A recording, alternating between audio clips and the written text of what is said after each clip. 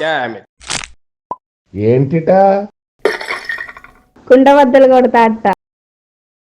నమస్కారం, కుండబద్దలు ప్రేక్షకులకి స్వాగతం. నేను గౌతమ్ కాటా.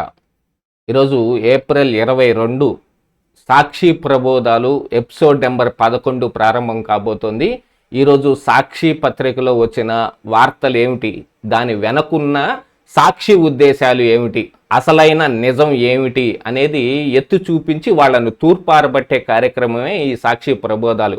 ఎందుకంటే మెయిన్గా ఈ సాక్షి పత్రికలో ఎప్పుడు వచ్చే ఫేక్ న్యూస్లే. ఈ వైఎస్ఆర్ కాంగ్రెస్ పార్టీ ప్రమోట్ చేయదలుచుకున్నవి కానీ దాని వెనక వాళ్లకున్న ఉద్దేశాన్ని బాగా ఎత్తి చూపించే విధంగా వీళ్ళు ప్రజెంట్ చేసే ప్రజెంటేషన్ కానీ ఒకసారి మనం వాళ్ళ ఉద్దేశం ఏంటనేది కూడా తెలుసుకోవటం అవసరం. కాబట్టి ఈ సాక్షి ప్రబోధాలు అనే కార్యక్రమం మొదలుపెట్టడం జరిగింది. ఈ రోజున సాక్షి పత్రికలో మెయిన్గా వచ్చినవి అంటే డొంక తిరుగుడు మాటలు. వాళ్ళు ఏ రకమైన ఈ న్యూస్ని ప్రమోట్ చేయదలుచుకున్నారు, ఏ రకంగా వాళ్ళ ఉద్దేశాన్ని బయట పెట్టదలుచుకున్నారు అనుకున్నారో ఆ న్యూస్ మాత్రమే ఎక్కువగా ప్రజెంట్ చేయబడుతుంది ఈ సాక్షి ప్రబోధాల్లో. చట్టం అంటే లెక్క లేదా, పోలీసులపై హైకోర్టు మరోసారి తీవ్ర ఆగ్రహం. ఇది కేవలం ఇప్పుడు ఏదో కూటమి ప్రభుత్వం వచ్చిన తర్వాత పోలీసులు విచ్చలవిడితనంగా అయిపోయారు, వాళ్ళందరికీ కోర్టు మొట్టికాయలు వేసిందన్నట్టు మాట్లాడుతున్నారు. కానీ జగన్మోహన్ రెడ్డి అధికారంలో ఉన్నప్పుడు డీజీపీగా ఉన్న గౌతమ్ సవాంగ్ 2 నిలువుగాళ్ల మీద నిలబడి చట్టం అంటే నాకు గౌరవం ఉంది, రూల్ బుక్ నాకు తెలుసు అని రూల్ బుక్ని చదివి వినిపించి ఆయన ఒక పెద్ద అపవాదును మూటగట్టుకున్నాడు. ఆ అపవాదు మూటగట్టుకోవటానికి కారణం ఏమిటి అంటే వైఎస్ఆర్ కాంగ్రెస్ పార్టీ అధికారంలో ఉండి వాళ్ళు చెప్పినట్టల్లా ఆడటం మూలాన దాని వెనక పర్యవసానం ఆయన అనుభవించాల్సి వచ్చింది. ఇక ఇప్పుడు చట్టం అంటే లెక్కలేదా అని హైకోర్టు ఆ విధంగా అంది, ఈ విధంగా అంటే అసలు లెక్కలేనిది వైఎస్ఆర్ కాంగ్రెస్ పార్టీ నాయకులకి, జగన్మోహన్ రెడ్డికి. ఆయన కనీసం చట్టాన్ని గౌరవించి ఎన్ఐఏ కోర్టుకి హాజరయ్యి కనీసం ఒక వాంగ్మూలం కూడా ఇవ్వలేకపోయాడు ఆ కోడికత్తి కేసులో. ఇక అసలైంది ఏమిటంటే మద్యం మసిపూసి సిట్టు పోలీసులు కసి. రాజకసిరెడ్డి మీద సిట్టు పోలీసులు కసిగా వ్యవహరిస్తున్నారు అని అంటే ఇప్పుడు నిన్న సాయంత్రం అందిన వార్తల ప్రకారంగా ఏంటంటే ఈ రాజకసిరెడ్డి అరెస్ట్ అయ్యాడు. ఆయన గోవా నుంచి చెన్నై బారిపోతూ మధ్యలో హైదరాబాద్లో శంషాబాద్లో దొరికితే పోలీసులు పట్టుకోవటం జరిగింది. నేను విచారణకే రాబోతూ ఉన్నారు, నన్ను వదిలేయండి అని అంటే 4 సార్లు నోటీసులు ఇచ్చినా కూడా నువ్వు రాలేదు, వచ్చే ప్రయత్నం కూడా చేయలేదు, కాబట్టి నేను అరెస్ట్ చేస్తున్నావు అని చెప్పి ఆయన అరెస్ట్ చేశారు. యాక్చువల్గా ఆయన గోవా నుంచి చెన్నై బారిపోయి అక్కడి నుంచి విదేశాలకు వెళ్ళిపోవాలనేది. ఆయన టికెట్ బుక్ చేసుకున్నది కూడా రాజేష్ రెడ్డి అనే పేరుతో బుక్ చేసుకున్నాడు. మళ్ళీ ఏమిటంటే దగ్గరగానే ఉంటాయి కదా, నా అసలు పేరు అదేనండి, నేను కె రాజేష్ రెడ్డి అని చెబుతాడేమో మరి. ఇక అట్లాగా దొంక తిరుగుడు మాటలన్నీ వ్యవహారాలు మొత్తం వాళ్ళు చేసి ఇక మిగతా వాళ్ళ మీద పడుతుంటారు. అసలు ఈ న్యూస్ వేరే దాంట్లో ఆంధ్రజ్యోతిలో కానీ ఈనాడులో కానీ ఎలా వచ్చింది అనే దాని ముందు ఒకసారి వీళ్ళు ఎలా ప్రజెంట్ చేశారనేది చదివి ఆ తర్వాత అసలైన నిజం ఏంటనేది అక్కడ పోయి ఒకసారి చూద్దాం. మద్యం మసిపూసి సిట్టు పోలీసుల కసి. విచారణకు హాజరవుతానని సందేశం పంపిన రాజకసిరెడ్డి అందుకోసం విజయవాడ వస్తుంటే హైదరాబాద్లోనే అరెస్టు. రోడ్డు మార్గంలో విజయవాడకు తరలింపు. అప్పటికే ఆయన కుటుంబ సభ్యులను బెదిరించిన సిట్టు, వాసుదేవరెడ్డి, సత్యప్రసాదులను వేధించి అబద్ధపు వాంగ్మూలాల నమోదు. అసలు కుంభకోణం జరగనే లేదన్న విజయసాయిరెడ్డి, లేని కుంభకోణం ఉన్నట్టుగా చూపించే పన్నాగం. యాక్చువల్గా ఈ రాజకసిరెడ్డి ఇలా పారిపోవటానికి కూడా ఒక సస్పెండ్ అయిన ఐపీఎస్ ఆఫీసర్ కారణం. ఆయన గైడ్ లైన్స్లోనే ఇది మొత్తం చేస్తూ ఉన్నారు అనేది కూడా కొన్ని వార్తలు బయటకు వస్తూ ఉన్నాయి. మరి ఇక రాజకసిరెడ్డిని విజయవాడకు తీసుకొస్తున్న సిట్ అధికారులు అక్రమ కేసు నమోదు చేయడం, లేని ఆధారాలు సృష్టించేందుకు బెదిరింపులు, వేధింపులు పాల్పడమే చంద్రబాబు ప్రభుత్వ ఏకైక విధానంగా మారింది. రెడ్ బుక్ కుట్రలను అమలు చేయడమే పనిగా పెట్టుకున్న సిట్ అధికారులు ప్రభుత్వ పెద్దల కోసం చట్టాన్ని ఉల్లంఘిస్తూ బరితెగిస్తున్నారు. ఇందులో భాగంగా వైఎస్ఆర్సీపీ ప్రభుత్వ హయాంలో మద్యం విధానంపై నమోదు చేసిన అక్రమ కేసు దర్యాప్తు పేరిట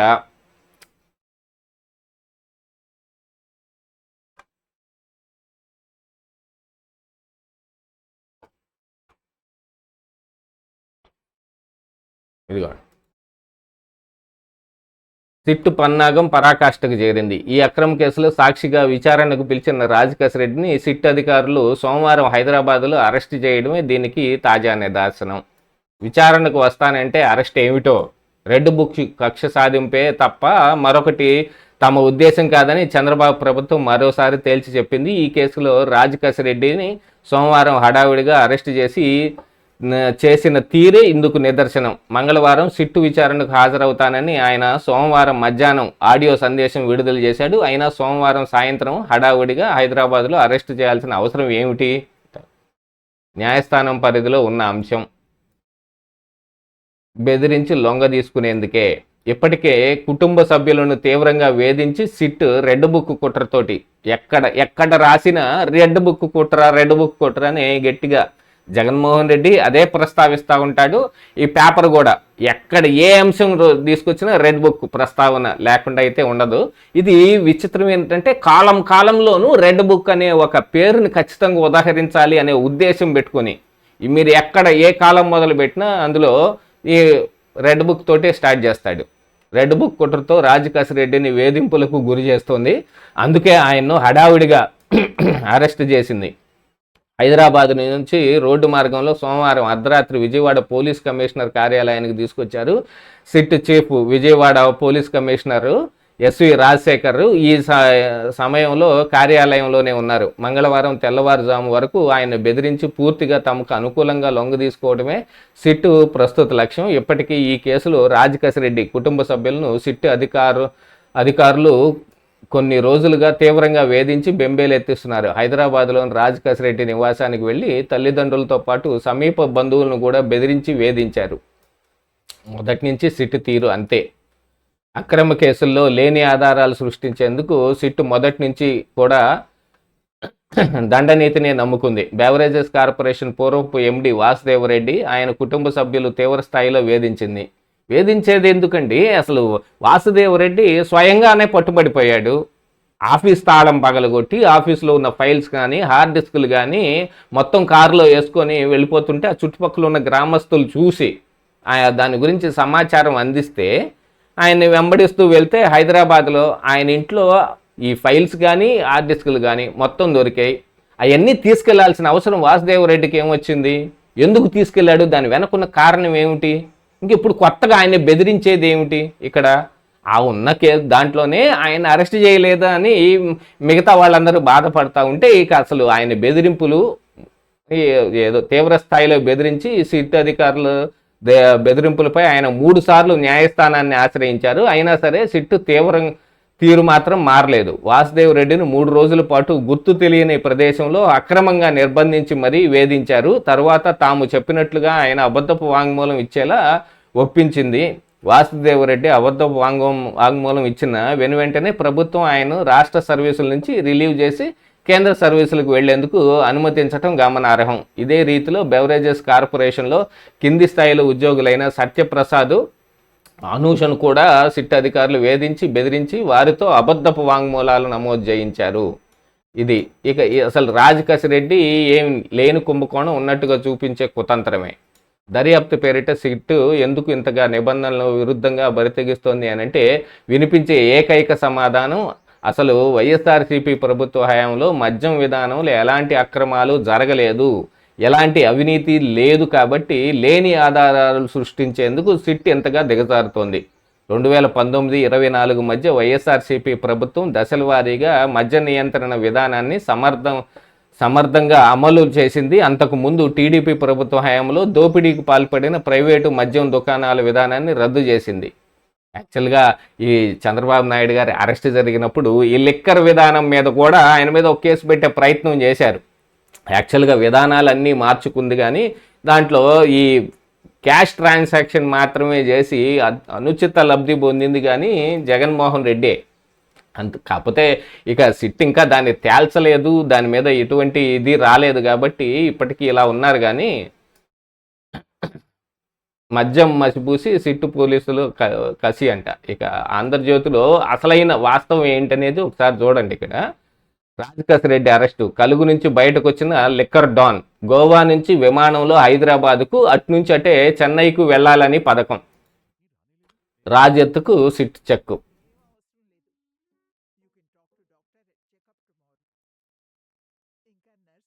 గోవా నుంచి విమానంలో హైదరాబాద్కు అటు నుంచి అటే చెన్నైకి వెళ్ళాలని, ఆపై విదేశాలకు చెక్కేసే యోచన, విమానాశ్రయం వద్ద సిట్టు నిఘా. ఎంతకీ బయటకు రాని రాజ్ కసిరెడ్డి. ఎందుకంటే ఆల్రెడీ వాళ్ళకి సంబంధించిన ఈ వైపీఎస్సీలు ఎవరు ఉంటారు ఇప్పుడు, రిటైర్ అయిపోయిన వాళ్ళు కానీ లేకపోతే సస్పెండ్ అయిన కొంతమంది ఐఏఎస్ ఆఫీసర్లు, వాళ్ళకి వత్తాసు పలికే వాళ్ళు ఇచ్చే ఈ టెక్నిక్స్ అన్నమాట ఇవి. విమానాశ్రయంలోంచి బయటకు రాకపోతుంటే వెళ్ళిపోయాడేమో అనుకుని వీళ్ళు వచ్చేస్తారేమోనని, ఎక్కడికి పోయినా ఓ చిన్న ఆశ మిగిలి ఉంటుంది అన్నమాట తప్పించుకోవడానికి. కాకపోతే పోలీసు ఈ వ్యవహారాలు అన్నీ చూసిన తర్వాత వాళ్ళు మాత్రం ఊరుకుంటారా? లోపలికి వెళ్ళి అరెస్ట్ చేసి తీసుకొచ్చారు. విచారణకు వస్తా వదిలేయాలని వినతి, నమ్మలేమంటూ అరెస్ట్ చేసిన సిట్టు. విజయవాడకు తరలింపు, నేడు కోర్టు ముందుకు హాజరు. రాజేష్ ఎత్తుకు సిట్ చెక్, తండ్రి ద్వారా పోలీసులు గేలం, గోవాలో ఆచూకీ లభ్యం. బయలుదేరిన బృందాలు, కసిరెడ్డిని అలర్ట్ చేసిన వైసీపీ కాకి. ఆడియో మెసేజ్తో పోలీసుల్ని దారి మళ్లించే ఎత్తుగడ. హైదరాబాద్కు రాజేష్ రెడ్డి పేరుతో టికెట్ బుకింగ్. చెన్నై వెళ్ళి అట్నుంచి విదేశాలకు వెళ్లేందుకు ఎత్తుగడ. టెక్నాలజీతో సిట్ నిఘా, శంషాబాద్లో అదుపులోకి. రాజకసిరెడ్డికి దొరకని ఊరట. ముందస్తు బెయిల్ పిటిషన్పై విచారణ వాయిదా. కేసు వివరాలు ఇవ్వాలని సిఐడికి ఆదేశాలు. ఇంటి వద్దే విచారించేలా ఆదేశాలు ఇవ్వండి. మరో పిటిషన్లో ఆయన తల్లిదండ్రులు వినతి. మద్యం స్కామ్లో కీలక సూత్రధారి రాజ్ కసిరెడ్డి పోలీసులు అరెస్ట్ చేశారు. 4 సార్లు విచారణకు డొమ్మాగొట్టి ఆయన ఆచూకీ కోసం తీవ్రంగా ప్రయత్నించిన చివరకు విజయం సాధించారు. శుక్రవారం రాజ్ తండ్రి ఉపేందర్ రెడ్డిని ప్రశ్నించిన సంగతి తెలిసిందే. విచారణకు ముగిసిన వెంటనే పోలీసులు ఏం అడిగారంటూ రాజ్ తన తండ్రికి వాట్సాప్ ద్వారా ఆరా తీశారు. అప్పటికే ఉపేందర్ రెడ్డి ఫోన్పై నిఘా వేసిన సిట్టు సిబ్బంది ఆ మెసేజ్ గోవా నుంచి వచ్చిందని గుర్తించారు. లొకేషన్ తెలియడంతో గోవాకు వెళ్ళి ఆయన పట్టుకునేందుకు రంగం సిద్ధం చేశారు. సోమవారం ఉదయం విజయవాడ నుంచి ఒక బృందం గోవాకు చేరుకుంది. అయితే జగన్ హయాంలో వైపీఎస్గా పనిచేసిన ఒక పోలీస్ అధికారి వెంటనే రాజ్ రెడ్డిని అప్రమత్తం చేసినట్టు సమాచారం. మరోవైపు ఎంపీ మిథున్ రెడ్డికి కల్పించినట్టుగా తనకు అరెస్టు నుంచి మధ్యంతర రక్షణ కల్పించాలని ఆయన వేసిన పిటిషన్పై విచారణ. ఇది అసలు వాస్తవం. తండ్రి ద్వారా ఆయన ఎక్కడున్నాడు ఇవన్నీ తెలుసుకుని అక్కడికి వెళ్తే ఇక చేసేది లేక ఆయనకు వచ్చారనమాట. ఇక రెండో అంశం, చట్టం అంటే లెక్కలేదా? పోలీసులపై హైకోర్టు తీవ్ర ఆగ్రహం. పోలీసుల మీద ఎప్పుడు హైకోర్టు తీరాల్సిందే. ఎందుకంటే పోలీసులు వాళ్ళ కొన్ని ఉద్దేశాలు పెట్టుకొని పనిచేస్తూ ఉంటారు. కానీ ఎవరి హయాంలో ఎక్కువ జరిగింది అనేది ప్రజలుగా మనం తెలుసుకోవాలి. ఇప్పుడు కూటమి అధికారంలో ఉన్నప్పుడు ఈ పోలీసులు ఎక్కువ దాష్టికం చెలాయిస్తున్నారా, దురుద్దేశాలతోటి ఉన్నారా అనేది చూసుకోవాలా, లేకపోతే గతంలో జగన్మోహన్ రెడ్డి పోలీసులతోటి ఏం ఆట ఆడాడు అనేది కొన్ని చూసుకుంటే, అసలు గౌతమ్ సవాంగ్ ఆయన ఈ హైకోర్టులోనే నుంచొని రూల్ బుక్ చదివి వినిపించాల్సి వచ్చింది. మరి ఇంకా ఇంతకని మించిన దిగజారుడుతనం ఇంకెక్కడ ఉంటుంది పోలీసుల్లో? అసలు రాష్ట్రంలో ఏం జరుగుతుంది? సిట్ అధికారులు చాలా పెద్దవాళ్ళం, శక్తివంతులం అని భావిస్తున్నారా? మీకు చట్టం అంటే గౌరవం లేదని అర్థమవుతోంది. పోలీసులే చట్టాన్ని ఎలా ఉల్లంఘిస్తారు? మీరున్నది చట్టాన్ని కాపాడటానికి. వారికి చట్టం అవసరం లేదు, ఈ అధికారమే ముఖ్యం అనుకుంటున్నారా? ఒంటిపై యూనిఫామ్ ఉందని ఏం చేసినా చెల్లుబాటు అవుతుంది అనుకుంటున్నారా? మిమ్మల్ని వెనక నుంచి నడిపిస్తున్న వారిని రమ్మనండి, చట్టం గురించి వారితోనే మాట్లాడతాం. పోలీసుల వైఖరి అత్యంత బాధాకరం. ఇలాగే వదిలేస్తే రేపు అందరం బాధపడాలి. వ్యక్తి స్వేచ్ఛ కన్నా కోర్టులకు ఏది ముఖ్యం కాదు, హైకోర్టు ఇచ్చింది. అసలు రాష్ట్రంలో ఏం జరుగుతుంది? చట్టాన్ని బేఖాతరు చేస్తున్న పోలీసులు ఇలాగే వదిలేస్తే రేపు మనం అందరం ఇబ్బంది పడాల్సి వస్తుంది. వ్యక్తి స్వేచ్ఛకు మించి మాకు ఏది ముఖ్యం కాదు. ఈ విషయాన్ని పలుమార్లు పునరుద్ఘాటించిన పోలీసులు కోర్టుల ఆదేశాలను లెక్క చేయడం లేదు. పోలీసులై ఉండి చట్టాన్ని ఎలా ఉల్లంఘిస్తారు? మీరుండేది చట్టాన్ని న్యాయాన్ని కాపాడటానికా లేక దాన్ని ఉల్లంఘించటానికా? ఇది హైకోర్టు తీవ్ర ఆగ్రహం వ్యక్తం చేసింది అనేది ఇది. ఇక వివరాలు 2వ పేజీలో ఉన్నాయంటే ఒకసారి అందులో ఉన్న వివరాలని పరిశీలిస్తే వీళ్ళ అసలు ఉద్దేశాలు ఏమిటి, దేని మీద ఏం జరుగుతుంది అనేది మనకు బాగా అర్థమవుతుంది. నేడు వైఎస్ఆర్సీపీ పిఎస్సి సభ్యులతో వైఎస్ జగన్ సమావేశం. అదొక పెద్ద సిట్ అధికారులు చాలా పెద్దవాళ్ళం, శక్తివంతులం అని భావిస్తూ ఉన్నారా? పోలీసులపై హైకోర్టు మరోసారి తీవ్ర ఆగ్రహం. రెడ్ బుక్ ఎక్కడ ఏ కాలం మొదలుపెట్టినా ఫస్ట్ రెడ్ బుక్ పేరుతో మొదలు పెట్టాలి. సాక్షి యొక్క ఫస్ట్ ఇంకా ప్రజెంటేషన్ ఇంకా అలాగే అయిపోయిందనమాట. రెడ్ బుక్ అరాచకాలకు కొమ్ముగాస్తూ రాజ్యాంగం ప్రసాదించిన ప్రజాస్వామ్య మౌలిక సూత్రాలకు తూట్లు పొడుస్తున్న పోలీసులు, ఉన్నతాధికారులు, సిట్ అధికారుల తీరుపై హైకోర్టు తీవ్ర స్థాయిలో ఆగ్రహం వ్యక్తం చేసింది. అసలు రాష్ట్రంలో ఏం జరుగుతోంది? చట్టాన్ని బేఖాతరు చేస్తున్న పోలీసులు ఇలాగే వదిలేస్తే రేపు మనం అందరం ఇబ్బంది పడాల్సి వస్తుంది అంటూ వ్యాఖ్యలు చేసింది. వ్యక్తి స్వేచ్ఛకు మించి తమకేది ముఖ్యం కాదని ఈ విషయాన్ని పలుమార్లు పునరుద్ఘాటించిన పోలీసులు కోర్టుల ఆదేశాలను లెక్క చేయటం లేదని మండిపడ్డారు. పోలీసులై ఉండి చట్టాన్ని ఎలా ఉల్లంఘిస్తారు? మీరుండేది చట్టాన్ని, న్యాయాన్ని కాపాడటానికా లేక దాన్ని ఉల్లంఘించడానికా?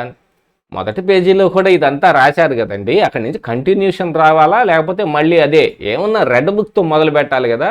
అందుకని వీళ్ళు ప్రజెంటేషన్ కూడా మర్చిపోయినట్టున్నారు. మొదటి పేజీలో రాసిన దాన్ని తిరిగి ఇక్కడ రాస్తున్నారు. నేను అక్కడ చదివిన దాన్ని మళ్ళీ ఇక్కడ చదవాల్సి వస్తుంది. సిట్టు దర్యాప్తు అధికారిపై నిప్పులు. రాష్ట్రంలో రెడ్ బుక్ రాజ్యాంగం అమలవుతుంది. ఇదిగో రెడ్ బుక్ పేరుతోటి అసలు వీళ్ళు మొదలు పెట్టాలి. ఏం చేసినా అమలవుతున్న తీరు, పోలీసుల దుర్మార్గం పోకడను తిరుపతికి చెందిన 60 ఏళ్ల వృద్ధుడు విశ్రాంత పోలీస్ అధికారి సుబ్రహ్మణ్య రెడ్డి హైకోర్టుకు పోసుగుచ్చినట్టు నివేదించారు. కేసు ఏమిటంటే నేరం ఏమిటి, కేసు నేరం ఏమిటి అనే విషయాలను చెప్పకుండా తనను అర్ధరాత్రి తిరుపతి నుంచి విజయవాడకు ఆగమేఘాలపై తరలించిన పోలీసు విచారణ పేరుతో దారుణంగా వ్యవహరించారని హైకోర్టుకు మొరబెట్టుకున్నారు. క్యాన్సర్తో బాధపడుతున్న తన భార్యకు కనీసం మందులు కొనేంత వరకు అయినా ఆగాలని ప్రాధాయపడినా వినకుండా బలవంతంగా తరలించారంటూ కన్నీటి పర్యంతమయ్యారు.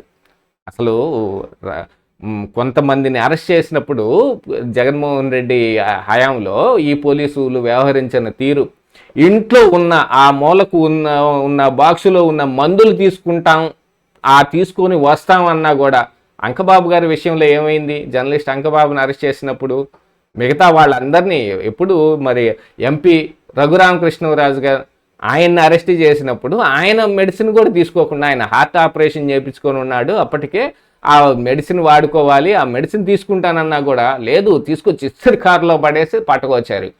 చేసిన పాపం ఓరకనే బాదు తిరిగి మళ్ళీ మనకే చుట్టుకుంటుంది అనేది ఇలాంటి వాటన్నిటితోటే ఆ రోజున వీళ్ళు చేసిన వాటన్నిటికీ ఇలాంటి ఆఫీసర్లే వత్తాసు పలికింది. కాబట్టి ఈ రోజున వాళ్ళు ఇరుక్కునే లాంటి పరిస్థితులన్నీ వచ్చాయి. ఆగమేఘాలపై తరలించిన పోలీసు విచారణ పేరుతోటి దారుణంగా వ్యవహరించారంట. పదోన్నతి కూడా వద్దనుకొని భార్యకు సపర్యలు చేస్తూ ఇంటి వద్ద ఉంటున్న తన పట్ల పోలీసులు అమానుషంగా వ్యవహరించారని, తానేం నేరం చేసినట్టు ఇంటి వద్ద మోహరించారన్నారు. ప్రత్యేక దర్యాప్తు బృందం సిట్టు అధికారులు, ముఖ్యంగా దర్యాప్తు అధికారి ఐఓ విచారణ పేరుతో తనను బంధించి చిత్రహింసలు పెట్టారని కోర్టు దృష్టికి తీసుకొచ్చారు. సినిమాల్లో మాదిరిగా ప్రవర్తించిన తనను తీవ్ర భయభ్రాంతులకు గురి చేశారని, ఎవరు ఎప్పుడు ఎక్కడి నుంచి వచ్చి తన వెంట పడతారో నేను భయంగా ఉందన్నారు. సుబ్రహ్మణ్యం రెడ్డికి చెప్పిన వివరాలు పరిగణలోకి తీసుకున్న హైకోర్టు సిట్టు దర్యాప్తు అధికారి, అదనపు ఎస్పీతో పాటు ఇతర పోలీసులపై నిప్పులు జరిగింది. అంటే కొన్ని విషయాల్లో చట్టాన్ని యాజ్టీజ్గా ఫాలో అయితే చేయటం కుదరదు. అందుకోసమని కొంత వెసులుబాటు పోలీసులు తీసుకుంటారు. కానీ 100% వెసులుబాటు తీసుకున్న వాళ్ళు మరి జగన్మోహన్ రెడ్డి అనుకో పార్టీయే కదా. వాళ్ళు తీసుకున్న వెసులుబాటు కానీ వాళ్ళు తీసుకున్న ఈ పనుల ద్వారానే ఇప్పుడు ఇది జరుగుతూ ఉంది.